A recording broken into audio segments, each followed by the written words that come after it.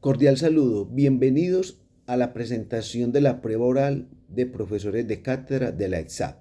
Mi nombre es Diego Alejandro Campos Zapata, soy licenciado en Geografía e Historia, especialista en investigación social y magíster en educación. A la fecha tengo 49 años de edad. Mi experiencia como docente universitario es de más de 9 años. He liderado cursos de competencias ciudadanas, competencias investigativas, curso de formación en ética profesional y también he dictado cursos en tecnología en gestión de desarrollo humano, paz y reconciliación y en las diferentes carreras universitarias de la Corporación Universitaria Remington, teniendo en cuenta que las áreas de humanidades son transversales, y también en la Universidad de Antioquia, donde dicté cursos de promoción, docencia y asesor de práctica profesional. Y he liderado algunos cursos también diplomados en investigación y en pruebas Saber Pro. Y en algún momento también lideré un diplomado en educación inclusiva y diversidad. Bueno, a continuación voy a pasar a responder las otras preguntas que se formularon. Por ejemplo, dice, ¿cuál es su experiencia en educación a distancia, educación virtual y uso de TICs y metodologías de enseñanza-aprendizaje?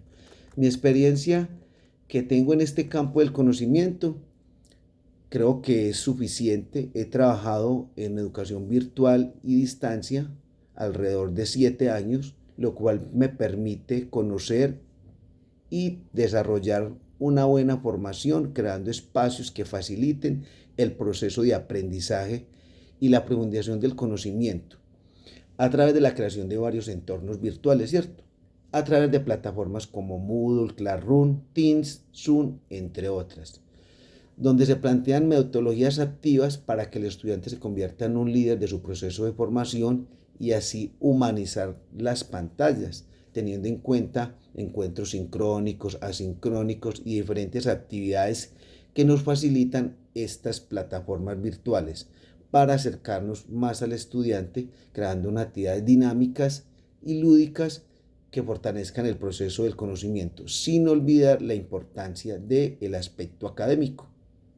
Bueno, a continuación vamos a responder otra pregunta que nos plantea la prueba. ¿Cómo su experiencia le va a aportar a la ESA y al programa de administración pública territorial? Bueno, partamos de que la experiencia que tengo a nivel de virtual y distancia, pues me ha fortalecido para manejar estos entornos virtuales, teniendo en cuenta, por ejemplo, que en la pandemia nos tocó trabajar desde este campo y desde con estos medios y dinamizar, fortalecer, leer, estudiar, porque tenía diferentes públicos, ¿cierto? En diferentes partes del país, en este caso. Y también, pues la experiencia del colegio también me ha permitido dinamizar, porque en la pandemia pues tuvimos mucha temporada trabajando desde casa y teniendo una variedad de público y tratando de motivar a los estudiantes, de no perderlos y de que no deserten.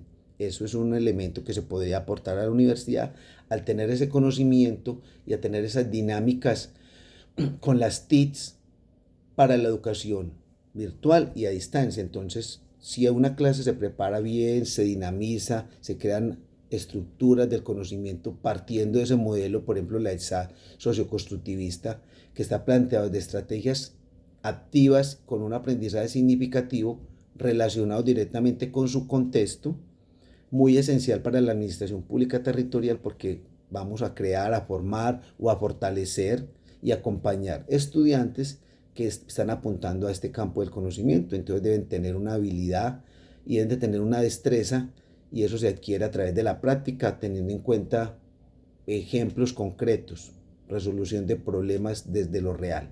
¿Listo? Entonces creo que eso aporta mucho a la universidad. Además tengo experiencia universitaria, he desempeñado algunos cargos administrativos, por ejemplo, en el manejo de las pruebas Saber Pro, la estructuración de preguntas tipo ITFES Saber, y toda esta dinámica que contribuye al trabajo de las competencias ciudadanas, competencias comportamentales, lectura crítica, entre otras.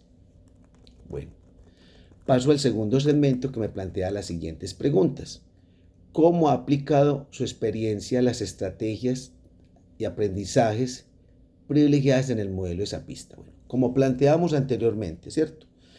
Partamos de que el modelo socioconstructivista está centrado en actividades activas, metodologías activas. Eso me lleva a tener unas herramientas que el estudiante fortalezca y que el estudiante se vea en un proceso activo, no un estudiante pasivo. Al diseñar unas actividades que contribuyan a un pensamiento crítico, a que se diseñen algunos elementos, algunas estrategias partiendo de la experiencia que tengo, pero también teniendo en cuenta el contexto de los estudiantes, dónde están ubicados, porque tenemos población de todo el país y eso hace que las estrategias, las actividades, hay que diseñarlas de manera que se fortalezca ese proceso. Es muy importante en este caso crear un ambiente y un aprendizaje colaborativo entre los estudiantes. Sabemos que es muy importante el trabajo en grupo en un modelo socioconstructivista, además con la población que estamos formando, entonces es esencial tener claro eso.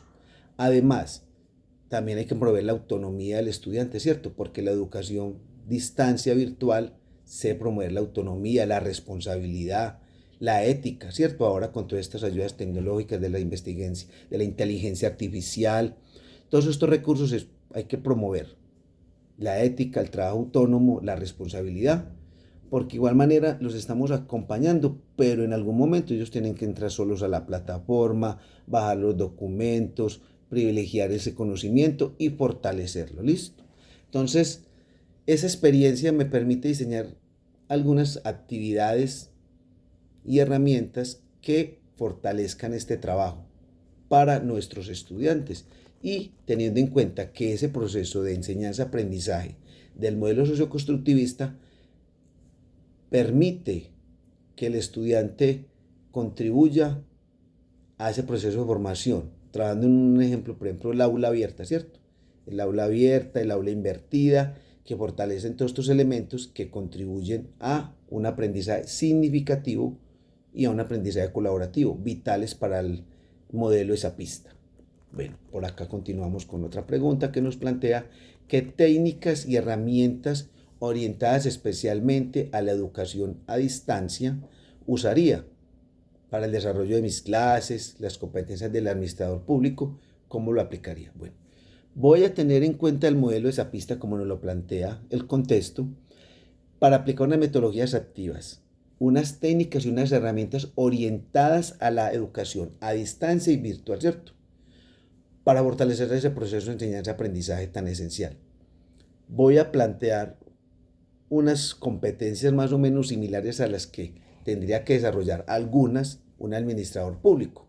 Y voy a desarrollar o a dar algunas técnicas y herramientas esenciales, ¿cierto? Hay muchas, seleccioné una, bueno, teniendo en cuenta pues toda la dinámica del tiempo que se nos plantea. Una técnica, por ejemplo, la gamificación y el juego de roles, esencial, ¿cierto? Herramientas que se utilizarían, ejemplo, simuladores de gerencia pública, si los hay, o si no, podemos utilizar una herramienta como Kahoot para toma de decisiones bajo presión, ¿cierto? Colocamos una pregunta, los estudiantes escanean un código o se les envía el enlace, entran, responden la pregunta en Kahoot y luego se haría una socialización de esas respuestas. Otro que se podría utilizar, la herramienta del juego de roles, ¿cierto? Que el estudiante asume un rol, por ejemplo, alcalde, que uno va a ser personero, el otro puede ser de Secretaría de Educación, es un ejemplo, y se plantea un caso real, ¿cierto? El socioconstructivismo plantea casos desde lo real, ¿cierto? Desde el contexto del estudiante para que se vea representado y tome una decisión dependiendo de lo que se está planteando en ese contexto y del problema o de la situación problemática que se plantea. Bueno, vamos por ejemplo a una competencia que es esencial dentro de este proceso de formación, que es el análisis territorial y el contexto. ¿Qué vamos a hacer acá? Una técnica, aprendizaje situado y cartografía social. ¿Cómo haríamos eso? ¿Qué herramienta utilizaríamos? Google Earth, ¿cierto? Vamos a pedir a los estudiantes que referencien una problemática, puntos críticos de su comunidad, de su contexto, donde hay un problema de basura, zonas de alto riesgo, movilidad complicada. Y a partir de esto, ¿cierto? Del Google Earth, mirar en tiempo real, la mayoría de las veces se puede hacer, y crear un mapa interactivo con estas zonas vulnerables para que el estudiante vea ¿Dónde están estas problemáticas? Porque uno de los problemas que a veces se analizan en este tipo de carreras es que muchas veces estas personas desconocen su contexto, ¿cierto? No salen a mirar cuál es el problema de las basuras, el problema de un alcantarillado, el problema que se genera mucho taco en tal zona, qué podemos hacer y qué medidas podemos plantear. ¿Correcto? Bueno. Otro, podemos utilizar sistemas geográficos abiertos, como cuáles, por ejemplo, las bases de datos del DANE, del Departamento Nacional de Planeación, para mirar las situaciones, un análisis demográfico real y objetivo. Importantísimo eso, ¿listo? Otro elemento podría ser ética y debate público, esa competencia tan importante, la ética. ¿Qué utilizaríamos acá? El aula invertida. Dar al estudiante un material teórico, videos, lecturas, para en casa, para cuando vamos a utilizarlo, ya estemos empapados del asunto. Vamos a tener una participación real, no de supuesto, ¿cierto? No un lenguaje que nos vamos por la rama, no. Ya estamos preparados. Y eso lo complementamos con el debate socrático. El debate socrático es muy importante porque el debate socrático me permite argumentar concretamente frente a una situación determinada. Entonces, eso es esencial. Entonces, utilizaríamos el aula invertida y el debate socrático, otra técnica muy importante para trabajar, ¿cierto? Lo podemos desarrollar a través de foros virtuales, crear una wiki, para que el estudiante interactúe y también conozca todas estas herramientas virtuales tan esenciales que se pueden utilizar y que el Moodle, Classroom, Teams, lo podemos hacer, podemos crear salas separadas para que analicen un problema, luego miramos y socializamos en esas salas que permite hacer Teams, por ejemplo Moodle, y luego compartir esto a través de un foro virtual o a través de un encuentro sincrónico donde interactuamos y los escuchamos. Bueno,